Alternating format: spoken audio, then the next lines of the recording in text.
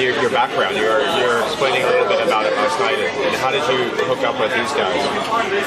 Yeah, my background, I'm originally from Morocco, and I live in the Netherlands. Yes, so I was born in the Netherlands, and I go back to Morocco every year. I think Marrakesh? We just bought a house in Marrakesh this year, but I'm originally from a small town called Canife, which is in the Atlas Mountains. So I go back there every year, and then when I was little, I spent some childhood years over there. Can't really remember. Went back to Holland and got into the music, rap. I was playing basketball with the hip-hop culture there in '92, and that's when I started with that guy with the funny hat. So who's that? That's my producer. He was the sound man for last night. Okay. His name is Moon God, and we started working together. '93, Wu-Tang's first CD, 36 Shaman, came out, and we totally fell in love with it. And during the years, we saw that Wu-Tang was expanding, like getting the second generation of the clan, often referred to as the Killer Bees. They were all Americans, though the main thing they were expressing was that Wu-Tang was universal, but they wasn't really showing it. You know, you just had Americans or people from their clique in the circle who were affiliated.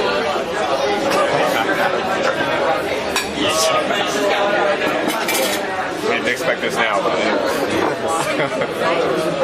I don't know. I think so. Yes.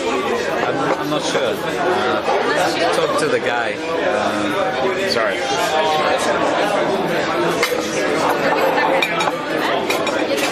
I don't know.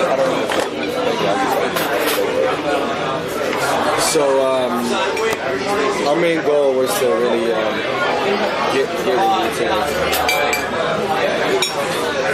It's okay. Just stick me here. Stick more here. I'll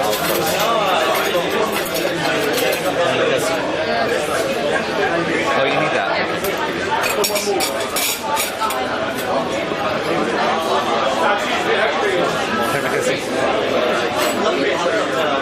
Oh no, thank you. So yeah, our main goal in '95, when it started getting obvious that they were expanding, was to get with Wu-Tang. So we started making music, and it's kind of like them, you know, the style and the sound. In 1997, Wu-Tang Clan released their much anticipated album, Wu-Tang Forever. They had a world tour going, so they came to Amsterdam. I saw that as my chance to show my skill and talent to RZA. So I went to the concert, and at the end he had a freestyle session for local acts to come on stage and do that. So you were practicing for days, huh? I was practicing for days, yeah, definitely. And on my way to the concert, I memorized it like extra good, like what I was going to say, because I had a feeling like this could be the night. And they had all the acts coming on stage, and I didn't manage to get on stage. So I was like putting my hand up, and Method Man saw me, and him and Old Dirty Bastard picked me up, got me on stage at the very end, and I did my thing. It impressed both of them so much that they turned to RZA, and RZA was, he's mostly the mystic guy in the back just watching, and called for me, and gave me props for what I did. He said, it was very good, this and that. And that was it. We lost. He actually said, stick with me on stage and we'll talk later. What happened, we lost contact. I got thrown back by security guards right when he wasn't looking. So we lost contact, and I dedicated my next 2 years to really trying to chase him down. Went to New York 5 times, and during my trips I got to meet his sister, I got to meet his uncle, his clan members, his corporation people, but never really meet him.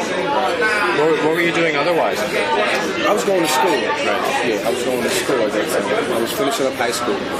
So in 1999, I went back to New York in February, and I met his sister again. She took me up to the office. I had my little demo with me. I played it, and then people from the office started coming in. They were like, listening, like, oh, who's this? This is very cool, this and that. She saw the reaction and decided to call RZA, who was in Brooklyn at that time. I told him to come immediately. Well, immediately doesn't happen with RZA, so like 4 hours later, you know.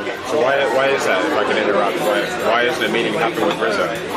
Immediately. He calls his own shots, huh? Oh, yeah, he's just a busy man. Yeah. It could be 2 o'clock.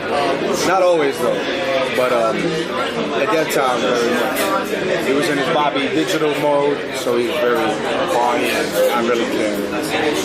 And so he came in.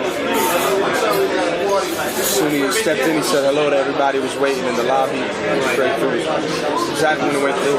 His sister played my tape, and he heard about half of it. Came back, told me to come into to his office. And then he told me about how he got all my letters and my demos, because I thought I would, they never got to him. I gave it to his sister, his mother, everything. But obviously, it got to him. And he said that he respected my determination and motivation a lot, and that I really have Wu-Tang in the heart. And that he wanted me to join Killer B's generation as the first European and only European member. So the rest was history, basically. And that year I started my international artist management and entertainment law study, which I graduated from this year. So I told him that I wanted to focus on school, learn the business side of the industry, and in the meanwhile also work on my album. He was like, there's no rush, like take your time. He wanted me to finish school, and last year I graduated from school and finished wrapping up my album. So you have a solo album? Yeah.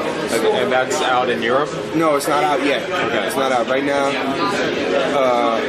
Wrapped it up. We're working on the DVD section and the CD-ROM section. And how does that work? Is it like going to be officially Wu-Tang backed and all that? It's a RZA Productions INC. Right. And I have all the Wu-Tang producers on it. True Master, Fourth Disciple, and RZA produced all the albums and all the members' albums. I got featurings from RZA and Master Killer from the Wu-Tang Clan, or the Killer Army Saint-Germain from the second generation. I produced the new single for Ghostface Killer on Def Jam. So me and him gonna work together. We didn't get a chance to work on my album now. We're gonna work later. And Jizza, he wanted to jump on my album. It was already too late. So I have that now stored, done. And he gave me the rights to basically go ahead and do it what I wanted. It wasn't like the label controlled me. It was like you can go ahead and do license deals and make good money for yourself. So you can either do it to a major label or you can release it independently. Yeah, my idea is to go to sell it to one label per territory. I might sell it to BMG Vienna and give it to Virgin in France and give it to Sony in England and then do as many countries as I can. So that's where your background's coming in as well. The ins and outs of the entertainment, yeah. Right. So yeah, that's the idea. That's how me and him got to work together. We really got close. And my graduation project was this tour. So I put the whole European tour, which was 26 nations, and that was the biggest hip-hop tour an artist has ever done. Like, we went to countries nobody ever went to. What was your favorite place? Oh, Bulgaria. Yeah? Sofia, Bulgaria. It's absolutely amazing. 3 million people watched this live on television. We had 8,000 people show up at the venue. It was sold out. So much media coverage, so much love over there. Milan was pretty surprising, 7,000 people. Jay-Z was only pulling in 1,500, 2,000, we were only 7,000. So that was really amazing. Croatia was very cool. And so are members coming in and out, or is this the crew that's been going everywhere? This has been the crew this year. This Method Man is working on movies, and Ghostface Killer is recording. Old Dirty Bastard is not allowed to leave the country at all. So, Jizza was touring, but he came right after us. Have you gotten any feedback on what people think about that? Like, have you gotten any criticism? People say, and the whole group's not together. But that's known. The whole group is known to be soloists as well.